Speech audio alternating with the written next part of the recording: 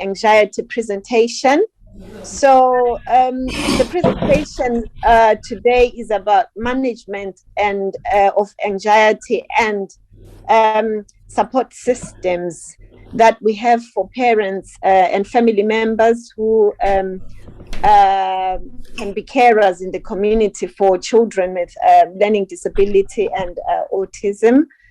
So when we talk about anxiety, anxiety is a natural response to frightening or unfamiliar situations. I'm sure each and everybody of us has been in a situation where we've been anxious. I certainly get anxious when I think of exams, when I think of unfamiliar places I've never been before, when I think of new situations, when I think of meeting new people.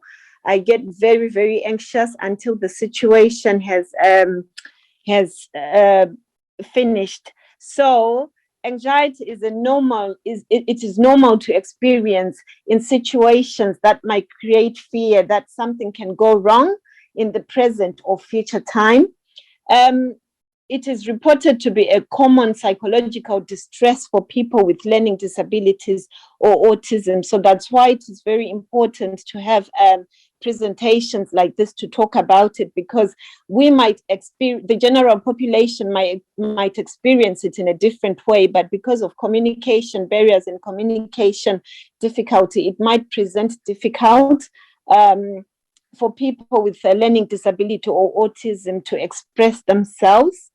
So we can start by looking at the signs and symptoms of anxiety, which can be minor to severe, where it impacts on physical, social, and mental well-being. So if we go back to what we said about anxiety, that it's a normal response to situations that are unfamiliar, but it can also get to a point where it starts to impact on your daily living, on your physical well-being, on your social well-being, and on your mental well-being.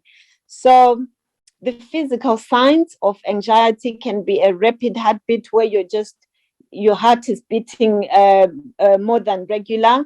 You start to breathe fast, you're feeling sick, and you're feeling weak, and you're sweating, and you've got stomach sounds. You know, when your stomach is churning, you've got loose stools, dizziness, dry mouth, and increased repetitive behaviors.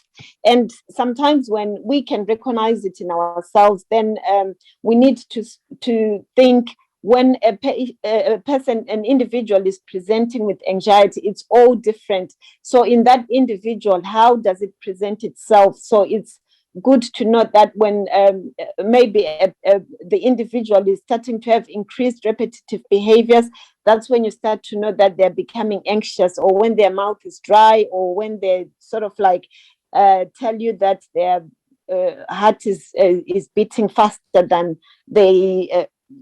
how it would not usually beat. There are also psychological signs to anxiety, which can present itself in trouble sleeping, feeling sad, difficulty in concentrating, feeling irritable and depressed. And it is important to note that when we talk about anxiety in people with learning disability or autism, is the language that is certainly used, because where we can say a person is having trouble to sleep, or where we can say a person is feeling weak, they might have different words to use to tell you, to express to you that this is how they're feeling. So you have to understand from their own point of view what they mean when they say my heart is beating. They might use a different word, so it's still okay as long as you know and understand what that word they're saying, what it means, then it's okay. Carers can spend lots of time worrying about the patient's well-being. Us as people, as parents, can spend a lot of time worrying about the patient's well-being, such that they find it hard to switch off and end up being burnt out, causing the patient to be more distressed and anxious.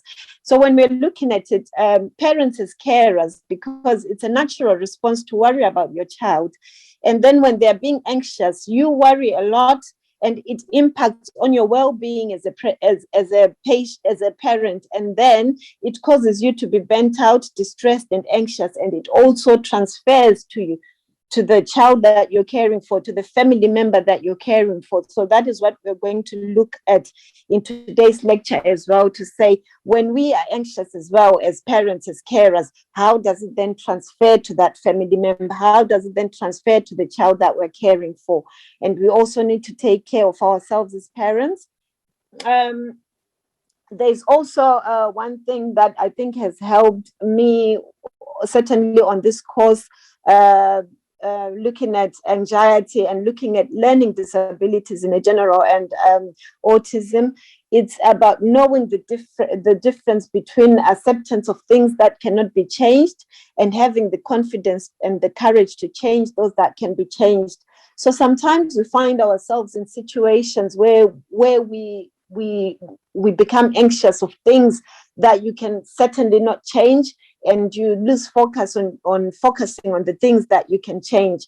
And these are some of the things that can impact on anxiety. And we'll talk about in a minute of activities that we can do to sort of like distract our family members, our individuals, our patients from thinking about those things that can be changed, and certainly to the things that they can focus on and the things that they can change. The good thing, the most important thing to note as well in this presentation as we are going forward is the importance of knowing that there is always support. Yes, we talk about anxiety in the community. We talk about managing it at home as family members, as parents, but you should also remember that there is support. And like what we said in the beginning, anxiety can get to it can be minor where it's managed. You do breathing exercises, you do some stuff, but it can also be severe where it impacts you on your daily life, that it becomes disabling. And when it becomes overwhelming and it's disabling, that is an indicator to seek support. So we're going to be looking at that in a minute. And it is very important to know that when you feel like you've reached your maximum, you can't do anything now, it's impacting on you, it's impacting on your child, it's impacting on your family, then it's time to seek support. And we're going to look at some of the support services that you can seek. Ashim, you can move to the next slide, please. So these are some of the strategies that we're looking at, that we sort of focus on when we're looking at managing anxiety. And if you can see in the box, it says creating a good sleep routine, eating and drinking well, acts of self-care, regular exercise. And I'll talk a little bit about that. For the first one, creating a good sleep routine. Sleep hygiene is very important so that we ensure that individuals are well rested and not tired during the day. Because if someone is not sleeping in the night and they wake up during the night, and during the day they have to do activities, they are going to be anxious, they are going to be very tired, and they are going to be maybe presenting behaviors that can be seen as challenging. So creating a good sleep hygiene routine is very important, because it makes sure that the individual is well rested and they're not so much anxious, because they are alert, they know what they're doing, they've got energy. So that's quite a good strategy in managing anxiety. And if you're sort of like having trouble with creating good sleep hygienes, you can, when you go to support systems as well, you can ask on what support you can have in trying to create a sleep routine for someone, so that they can sleep throughout the night, they get well rested, and they wake up the following morning able to do their activities and feeling well and ready for the day. The second one, eating and drinking well, is also important, as it is good for nourishment and hydration, improving focus and concentration. Because when you're dehydrated, when you've not eaten well, you don't function well at all. It's very important for the body physically. So especially in this hot weather, I think people are sort of like having risk assessments where you ensure that you're eating well, where you ensure that you're drinking well. And certainly, I think sometimes when you seek support, one of the questions that they ask you is how is their eating and drinking pattern. So it is very important that where they're eating and drinking well in order to reduce anxiety, because if they are not and they are dehydrated, it can present itself in that form as well. The next one is regular exercise. Regular exercise is good as well, because it's a way to focus on something as well, and it's a way to keep people active. And with regular exercise, it can be in any form. I know, like, there are times when people talk about taking how many steps a day, maybe 10,000 steps a day. But we must remember that regular exercise, especially when we're talking about people with learning disability and autism, it's tailored to the individual, as with us all. So it can be in any form, walking 30 minutes a day. You don't need to join a gym straight away, or to do things that can be made you to think that you're doing exercise, but it can be something that can be fitted into your routine, like taking a walk for 30 minutes, swimming, if the individual likes swimming, joining a fitness class. It is very dependent on individuals' capabilities and preferences. So it's some people prefer to exercise in their house, some people prefer to take a walk in the park. So it's very dependent on individuals' preferences, but just to get a little bit of exercise, that can be strategy as well to manage anxiety. And whilst for things like joining a fitness class as well, it also helps, because you're also being in social groups, and you don't get to feel isolated as well, which is another strategy of managing anxiety. Then we go to acts of self-care. Self-care is dependent on individuals as well. So it's very different on how the individual likes would prefer their self-care. Some people would say my self-care time is watching a movie for 1 hour. Some people like a relaxing bath. Some people like going out for a coffee. So it's all person-centered, and it depends on the individual what they like. And it's important to incorporate this self-care time in their routine as well, because it reduces anxiety. Because if there are certain things that they like, and then they're not accessing them, they're more prone to become anxious, because they're thinking, I like this and I enjoy this, and this is part of my self-care, and I'm not having it. So it's good to have it in part of their daily routine, so that it can help in managing anxiety. And again, there's that point which says, remember, when you feel overwhelmed by any of these activities, it is okay to seek advice and support from your GP. So we'll try all the strategies at home. We'll do everything that we can do to manage anxiety. But when it gets overwhelming, it is time to seek support. And the first port of call that I can think of is going to your GP, and they will have support groups. They will have referrals that they can do for you to have that access to support. We can move on to the next slide. Yeah. So anxiety management as well. So on this one as well, I just wanted to say I've got booklet that was given to me by Karen from Community Services for parents to use. And I'll forward it to Hashim, and people can take a look at it. It certainly shows like what to do when a person is anxious, and the activities that you can do, and the toolboxes that you can use. Is full of pictures, so it's quite easy and accessible to people with learning disabilities and autism. So if you can see in the diagram, I've noted that there is consistent use of PBS plan. So for those who are not sure what PBS plan is it's a positive behavior support plan.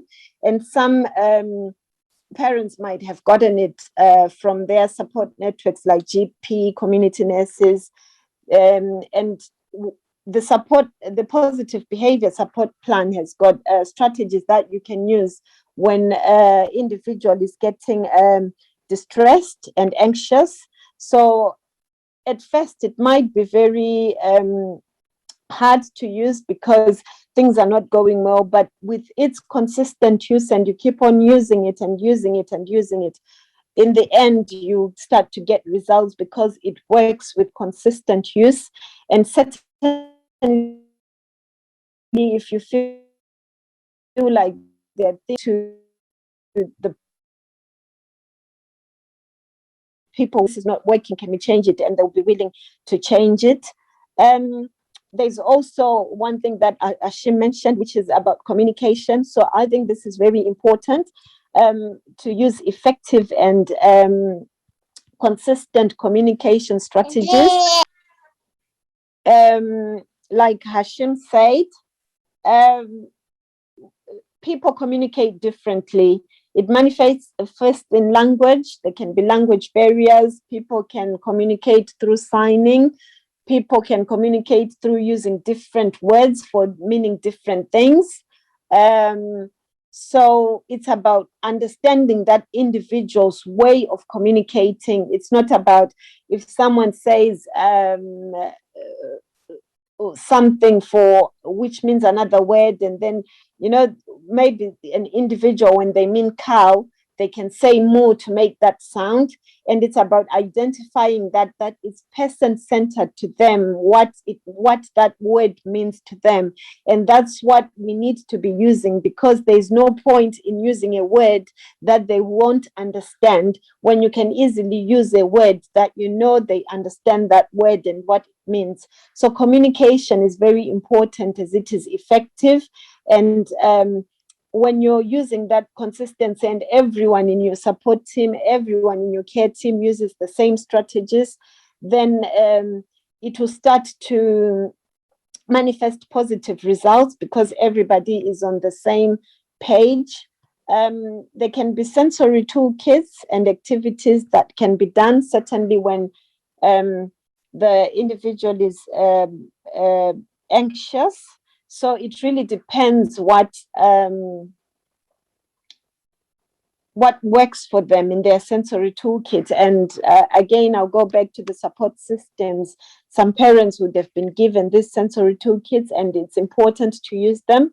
Some individuals would have sensory places that they go to, like a sensory room, or they would have maybe a sensory blanket that they like to hold on to.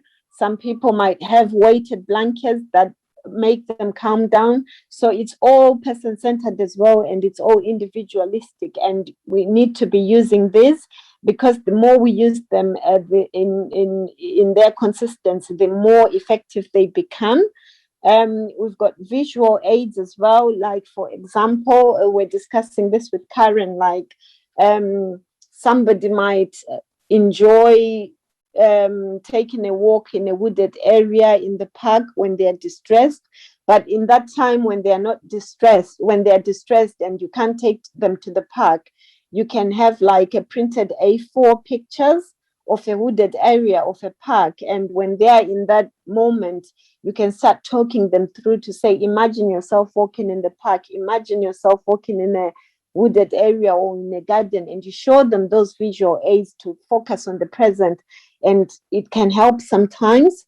There's also progressive muscle relaxation, and I think it's also in the booklet, where we're talking about how to relax ourselves, how the individual can relax so that they can get to a point where they're calming down. And there's the same one, I think, with visual aids, is the guided visualization, where you sort of like guide the individual to think about certain things, positive things, to take away the focus of thinking about the negative things that have made them to go into anxiety, to become anxious. But we're guiding them to focus on positive things.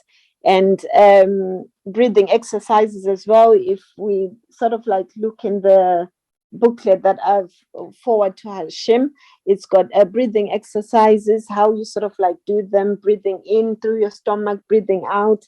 We're also talking about talking to yourself. Some individuals, depending on how they communicate, some people will count when they start becoming anxious. They start counting, and it's fine. It's about identifying what works for them at that time, and it's about implementing them with consistency. It's about using them. Some people prefer to talk to themselves through the situation, like to say, I'm okay, this is going to pass, this is going to pass. And if it helps them become less anxious, it's okay, rather than us saying, no, stop repeating, saying you're okay, stop repeating that. If the talking through helps them to calm down, then it's also anxiety management strategy.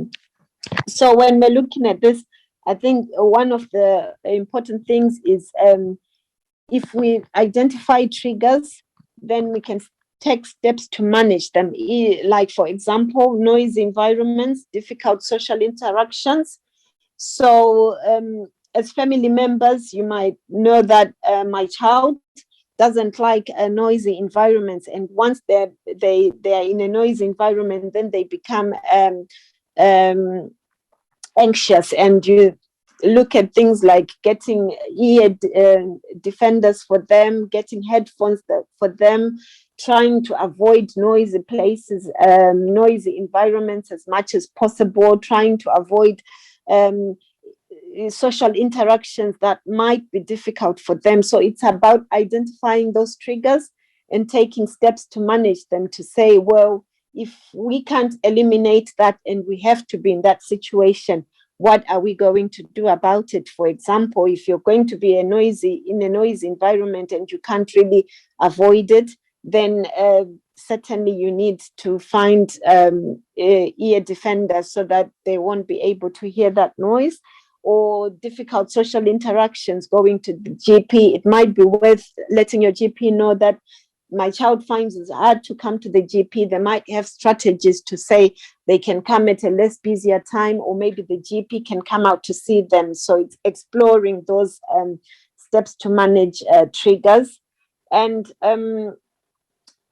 it is important for carers as well to understand, as parents, to understand that any negative outcomes are not directed at you personally, but it is a way of communicating concerns. Because you remember, we said that people with a learning disability or autism find it hard to communicate, and sometimes they're trying to communicate something to you, to us, but we're not understanding it. So the first thing is for you to remember that anything negative, it's not directed at you personally, but they are trying to communicate. And in trying to communicate, that's when we need to find out what concerns are they trying to communicate, and then we can take steps to manage those concerns. Management of strategies might be difficult to implement, but with consistency, they will eventually work with positive results. So I think the word which keeps on coming up is consistency. And as well, if you've tried everything and you've been consistent and you're just feeling like nothing is working, you can seek support from your support systems, and then it might be a focus on the surroundings. When the individual is being anxious, then we can focus on that, focus on the smells. Maybe someone can get calm with smelling an orange, so you can take an orange so that they smell it and it grounds their senses to say, can you focus on this? It's just a technique to make them focus on something else and not actually focus on the thing that's making them anxious. And so as touch, as sight, with smell, and it depends with how the individual, what their senses are, what senses they enjoy, and then you can they can focus on that. And we spoke about guided visualization as well. And the last one, we just spoke about it as well, seeking advice from healthcare professionals when you feel like you're not coping very well. We can move on to the next one, Ashim. Next slide.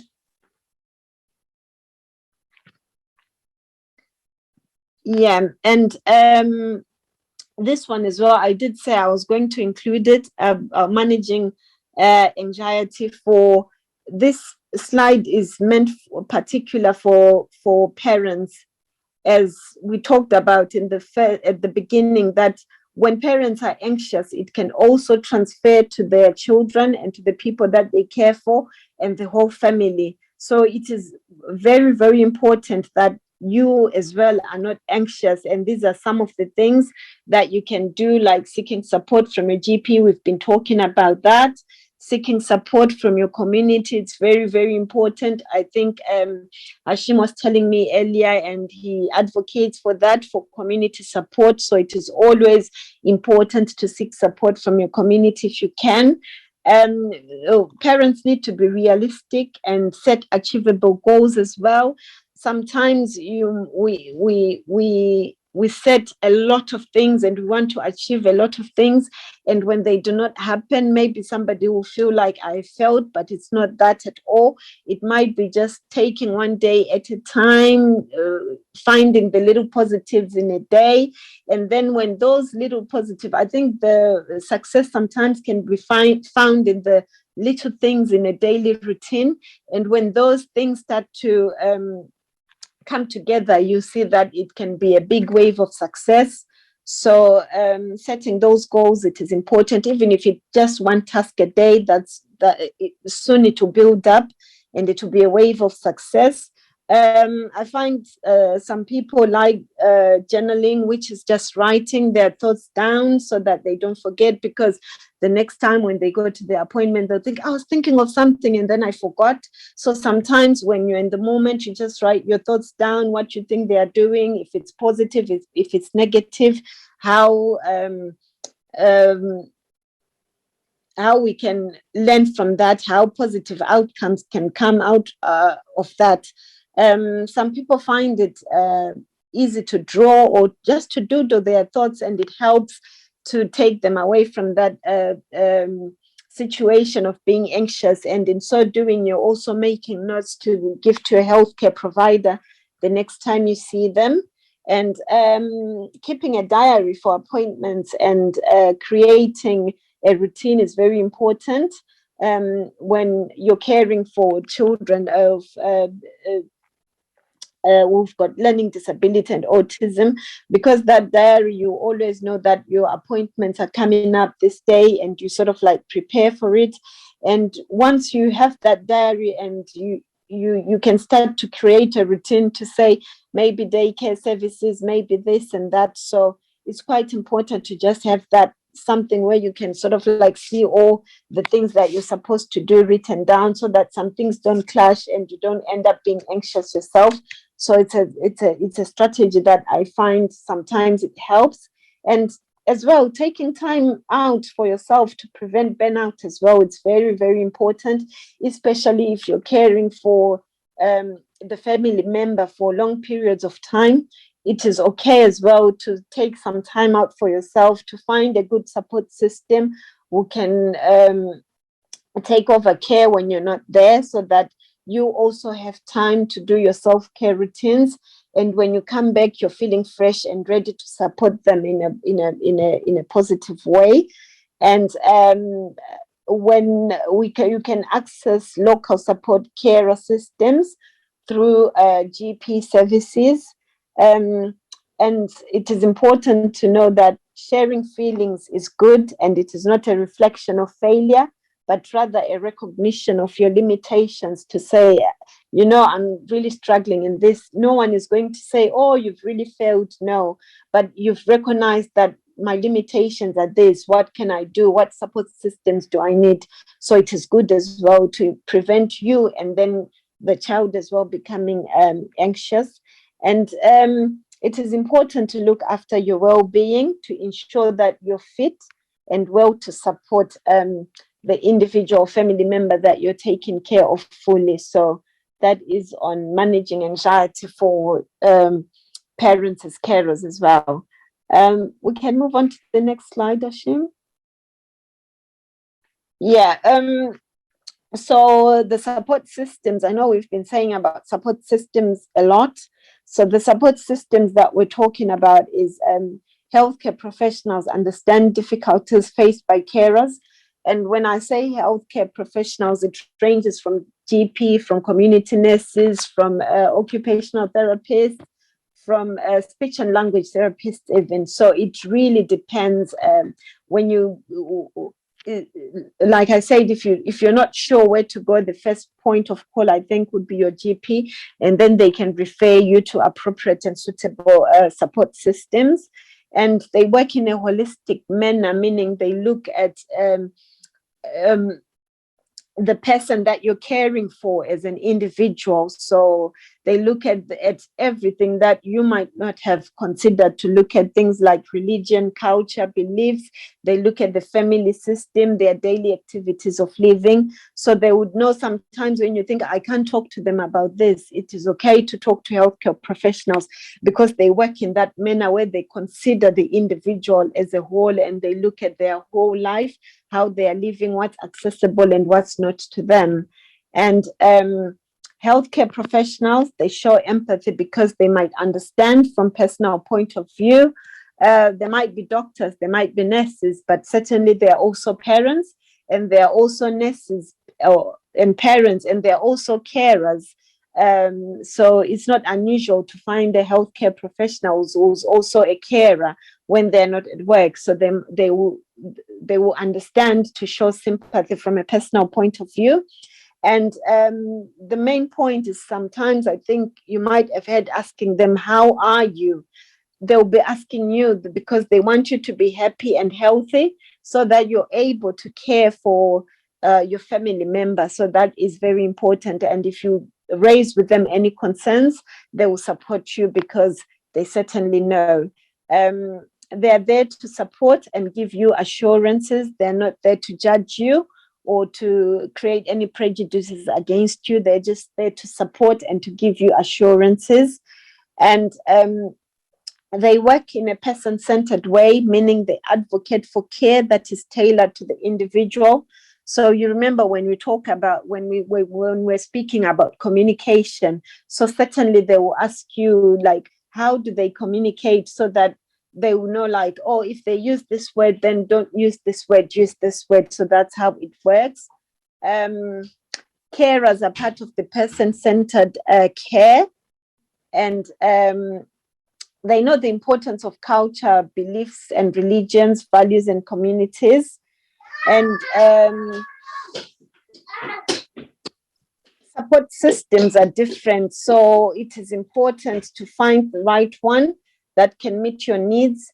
GPs can be a starting point. So that's that on that one. If you can move on to the next slide.